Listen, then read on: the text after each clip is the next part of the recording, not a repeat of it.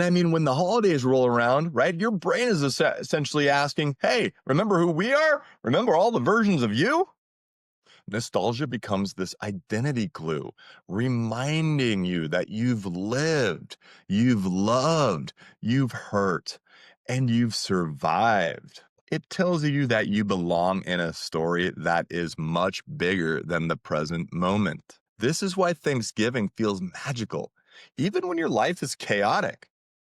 Nostalgia is your brain's way of sending you, just for a moment, on a psychological vacation, baby. And you know what I'm talking about, right? You walk in the house on Thanksgiving, you go to the in-laws' house, right, on Thanksgiving, and they've got that stupid ceramic turkey, right, with the chipped beak. You know, your mom's got that cornucopia that she's been busting out since 1984, right? You hear that song Alice's Restaurant or a specific jazz playlist, right? And it's instantly sort of changing the vibe for you, right? This is all identity glue, man. We feel fractured and burnt out by daily life, and nostalgia reminds us we're human beings. We're not just employees. We're not just friends, right? We're people with rich lives, and we've lived them, baby. Now, there's also this something I'm going to call the football phenomenon, right?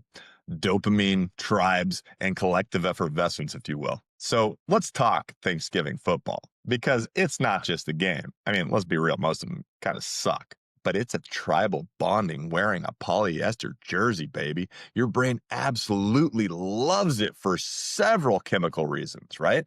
Now, first, you're dealing with the dopamine roulette wheel, baby. Football is unpredictable, and every down is a micro lottery. A big run triggers dopamine. An interception triggers more. The field goal at the last second causes your brain to go and pop champagne, baby.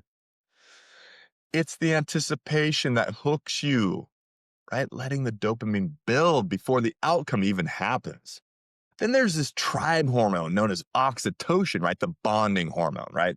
You get it from hugs and things like that when you're little. Petting a dog will actually release some oxytocin as well.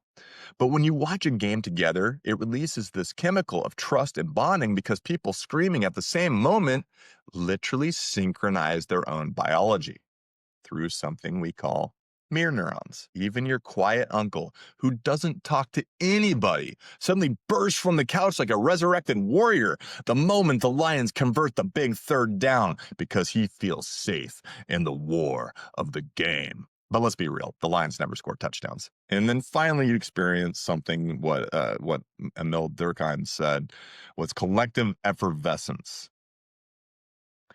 This is the electricity we feel when the group moves emotionally in sync. That wave of yelling during the touchdown, that moment when everyone holds their breath before the kick, is a temporary merging of identity.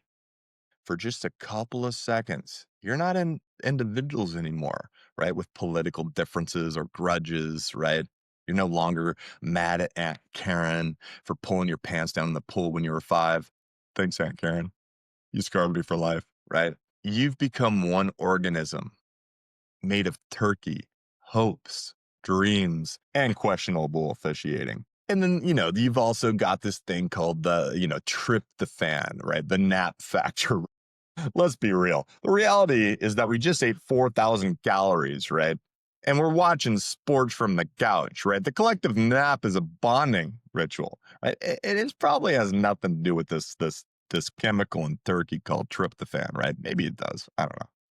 But let's be real. It's also fun to watch Cowboys fans and Lions fans, have a collective meltdown on a yearly basis when their team loses on Thanksgiving.